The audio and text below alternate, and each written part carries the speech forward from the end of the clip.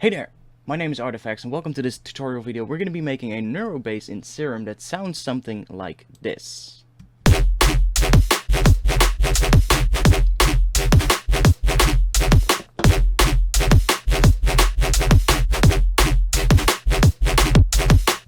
Let's get to it. So, here we are in Ableton Live, and I've prepared a little bit for this video. I've took a drum loop from my own personal collection, and that drum loop sounds like this.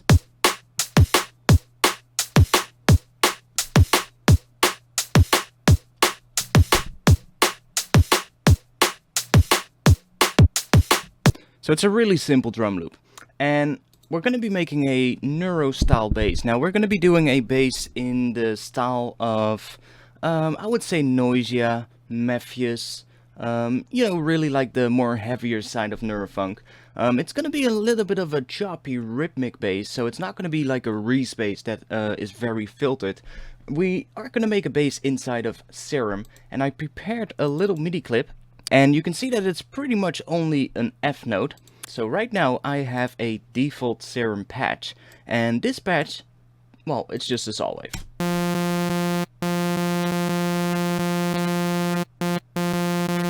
But you can see I have these little gaps in between the notes.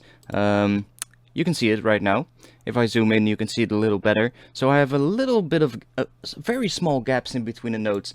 I do that to make sure that the phase of each note will re-trigger inside Serum. Sometimes when you have the notes touching each other, the release will actually overlap the next note, and that will keep Serum from re-triggering the phase of the oscillator. So this is sometimes really important to do, and it also gives these notes a little bit more of a rhythmic character, which is kind of what I want. And if you want to make this more pronounced, you can make these gaps slightly bigger. If you want to make it less, you can make the gaps, well, smaller. It's pretty simple, but I'm gonna keep it at this. I'm just gonna start. I'm just gonna do something. So let's load up a wavetable. I'm just gonna pick one. Let's use this one. And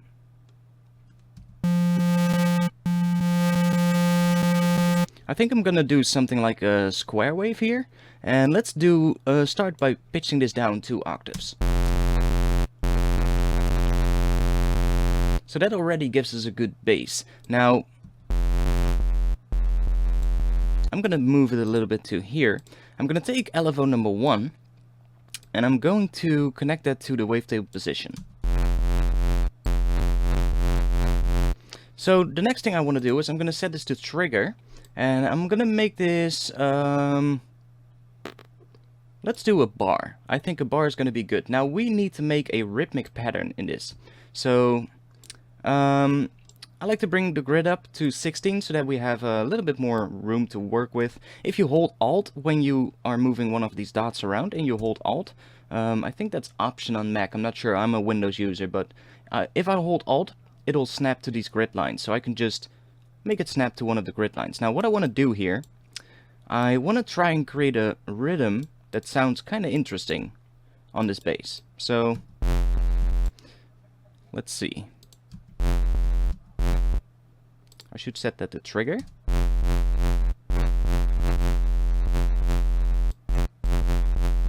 Now I already have a couple of ones loaded here.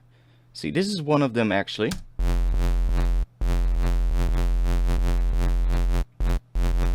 I think we're actually going to use this one. So you can see what I'm doing here. You can see the actual pattern. Just copy it if you want to. I'm also going to load up another oscillator. Now for the oscillator B, I'm going to use this one to FM the other sound with. So for this one, it's usually a good idea to take something that has a lot of overtones, a lot of harmonics. So I like to go to the spectral category for that. These have a little bit more harmonics, I feel. The digital ones can be cool as well. For instance, the bass dropper could maybe be cool.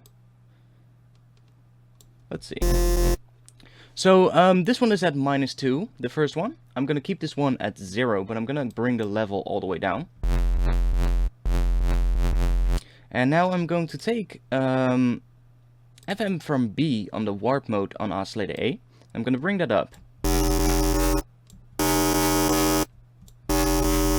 I'm also gonna bring the random down on the first oscillator so that this one basically just starts at the same position every time.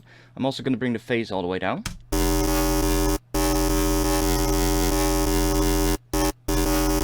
And we still get a little bit of a difference every now and then, and that's because the first oscillator is not re-triggering. Now the reason for that is that I want this one to be a little bit wider, so I'm going to give it 3 voices, which means that we have a perfectly in tune center voice, which is great because if we then sum this bass to mono, we won't really get that much issues. If you have 2 voices, you can see we have 2 yellow lines, which means that we actually now have 2 center voices that are slightly detuned from each other. So if we turn that to mono, we're actually gonna create a phasing effect in the mono signal. I can actually demonstrate. So right now, you can hear it has become much wider. Now if I sum this to mono, see what happens? We get a really warbly, really weird and inconsistent effect that you might not really want. It might not sound that good when it's played back on a mono system. So if we now turn this to 3, and let me play this again, so it's still mono,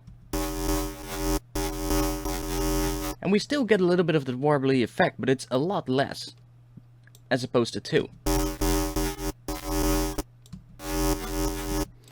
And you can take the detune amount, changing that will affect how much of that effect you get. So if we bring it down, it's a lot more consistent. But really, you should take this blend. You can see what happens. You can make the center voice louder or the side voices louder. And what I like to do is just bring that down. See, now in mono, we still have a little bit of that phasing effect, but we have a really nice and loud center voice. And this is just a matter of playing around and finding the right, the right setting for it. Now you can also bring the random phase down here. And that's actually gonna really help to bring everything together and make it sound a lot more consistent. So when I now switch back to stereo, let's see how this sounds. See, it's still very wide. It's a lot more consistent now in mono, which is very good. And that's something you should always pay attention to. So right now, the LFO is connected to only one thing, and that is not really good for a sound like this. I'm gonna start using a bandpass filter, and I like to use either the bandpass 12 or 24 here, or I like to go into the multi and use the bandpass plus peak or the bandpass plus notch. Either one of these two can work. I think for this one I'm gonna try the bandpass and peak. So I'm going to bring the bandpass down quite a bit, and let's take the LFO number 1 and assign that to the cutoff position. So let's see what this sounds like.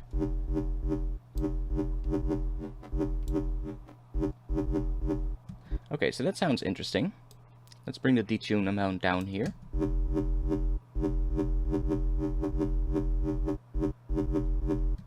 Okay, that's interesting.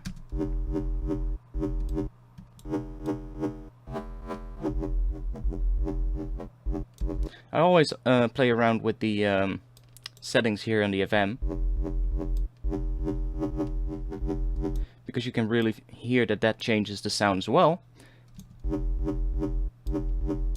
I'm actually going to attach the same LFO to here as well. Now the key thing about this whole patch is going to be that we're going to use the same LFO to connect to a whole different variety of things, and that's going to create the final movement of the sound. So I'm also going to take the level all the way down here, and let's assign the LFO to there as well.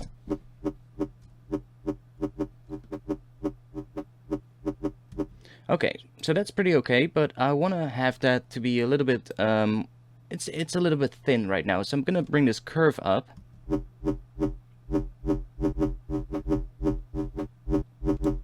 So now we still have the movement, but it's actually, it's not precisely following this line, it's actually being curved, so it's, well, you can hear the difference. I mean, or, see, so,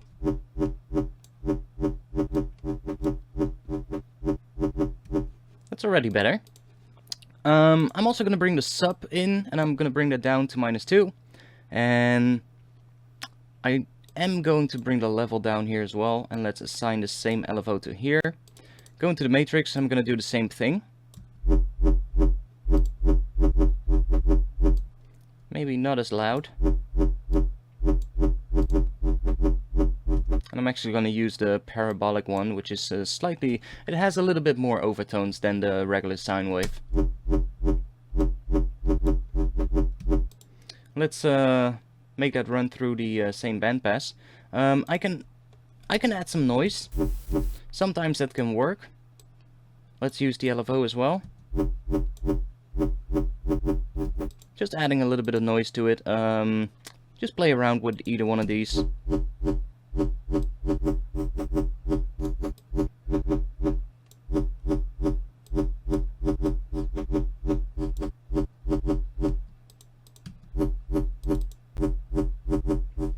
Let's use that one. I can play around with the other oscillator here. So I can, for instance, take the same LFO.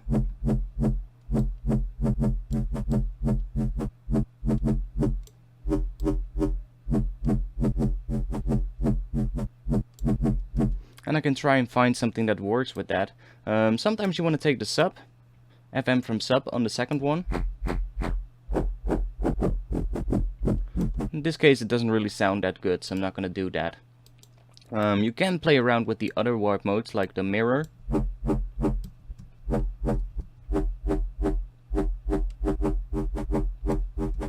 Let's take an LFO and assign it to that as well.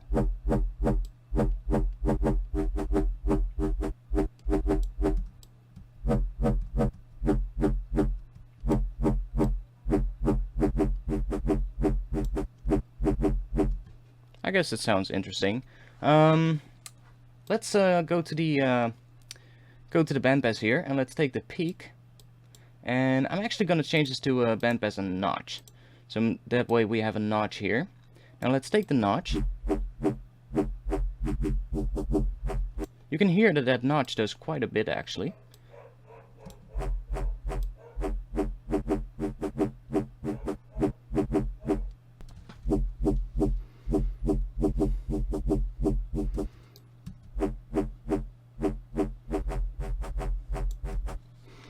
So now you can take the frequency here of the notch filter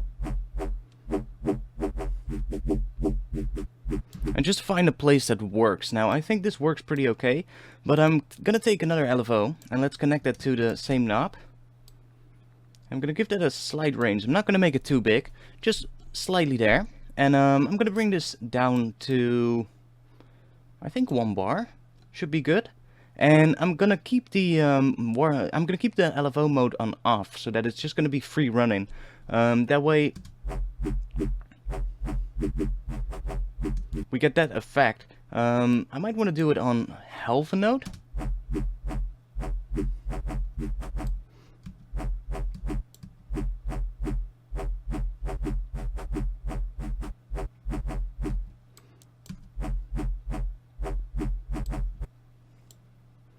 And now you want to play around with this pattern, so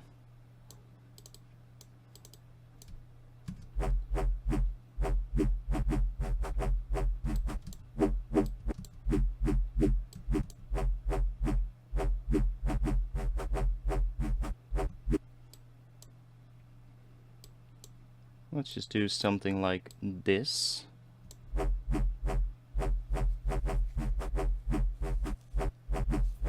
Just gives it a slight bit of variation every now and then. Now I want to bring the drive up here.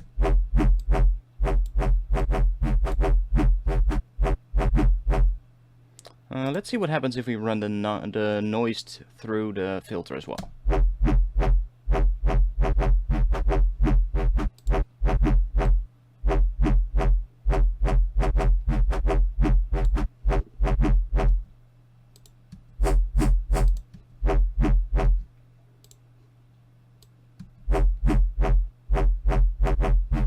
I'm actually gonna leave the noise not running through this one. I don't have to run the second oscillator through here. We don't hear that oscillator. It's only being used to FM the first one. Now we can go through the effects, I think. So in the effects section, I probably don't want to use too much of the hyper.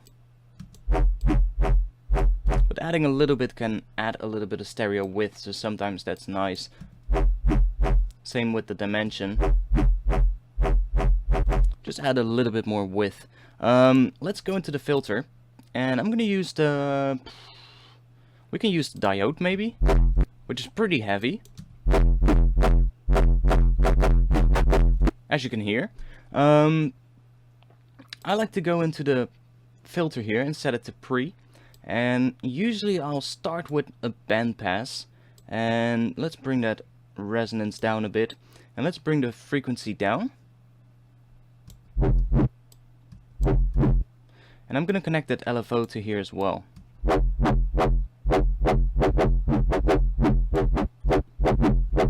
Now it's pretty heavy right now. You might be thinking like, we probably cannot use this, but I can play around with this.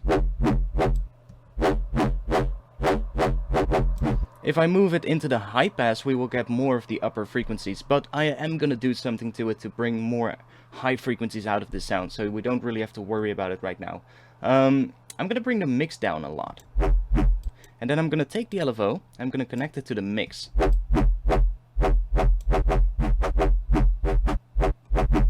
So now we've brought back a lot of the actual cleanliness of the sound, and we're only using the distorted version of the sound when this LFO is up, and that is very important. Now you can use a couple of the other effects here to clean the sound up. One of them is the phaser. I bring the rate all the way down, so it's not moving around on its own, and now we can use the frequency here, and the feedback and the depth knob to change the actual sound. So just have a listen. I'm going to bring the feedback down a bit. And now let's change the frequency.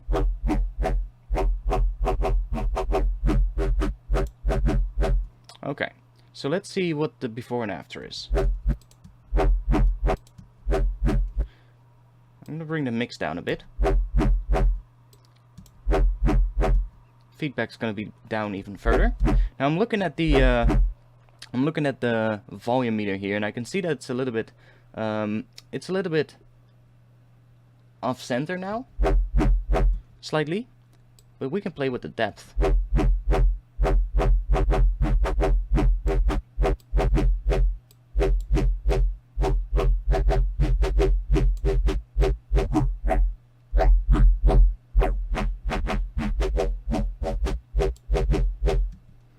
I think that's about right.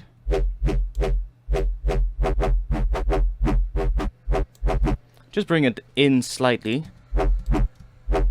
It's very subtle, you don't really have to do this, but I think it adds a little bit to the sound. I'm gonna do a little cut on an EQ. And if we move that around, you can really hear what it's doing. I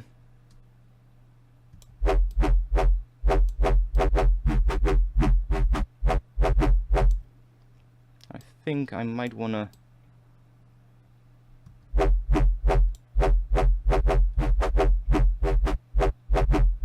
I think that's nice.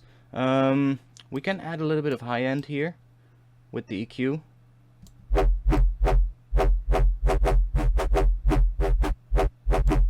That will bring the high end up a little bit, but not really enough, I think. So what I then would do is take the compressor, and let's switch this to the multiband mode. That will already do, it will bring a lot of high frequencies back. I'm gonna take the threshold and move it up quite a lot. So it's really gonna compress it very hard. I'm gonna bring the gain up a lot.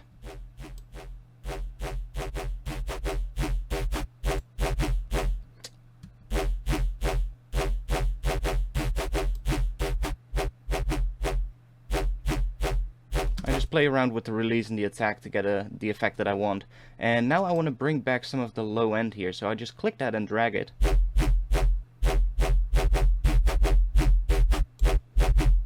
So that really brings back the low end, and we can bring some more high frequencies in as well.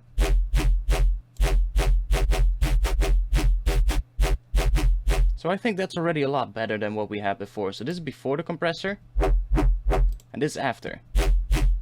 So it brings a lot back. Maybe I want to have the release a little bit slower. That is actually going to make the tail of the sound a little bit short as well, so that gives us a more rhythmic kind of sound. Finally, the filter can be used We can switch this to maybe we can do a phaser 24 plus, so to a positive phaser, and I can use the cutoff here to kind of clean up the sound a bit. And let me boost the resonance.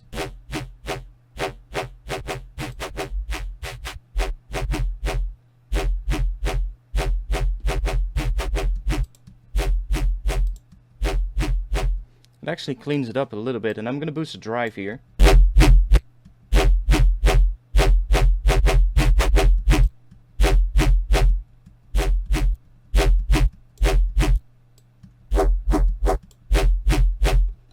So that's pretty okay, I think.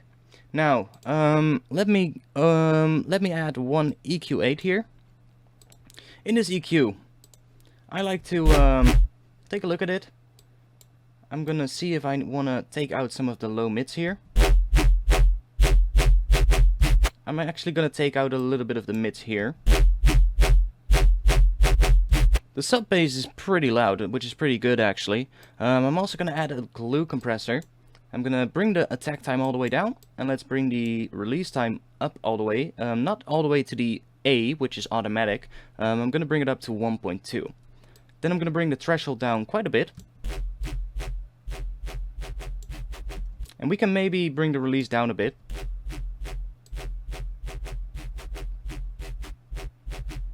Let's bring it to 0.6. Then I'm gonna take the makeup gain.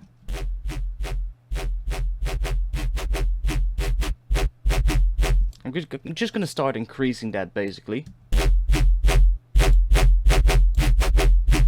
Now it's pretty loud in the sub actually, so what I'm gonna do here is I'm gonna create a point in the EQ. I'm just gonna bring that sub down a bit, so it's not as loud, and because we're using the compressor, it's now actually bringing the mid-range up as well, so we get more perceived loudness out of this patch now. You can hear it just sounds louder, and the sub is still loud enough. You can still clearly hear the sub. Maybe I want to turn soft clipping on, but I think this sounds pretty good already. Let's hear this with the drums.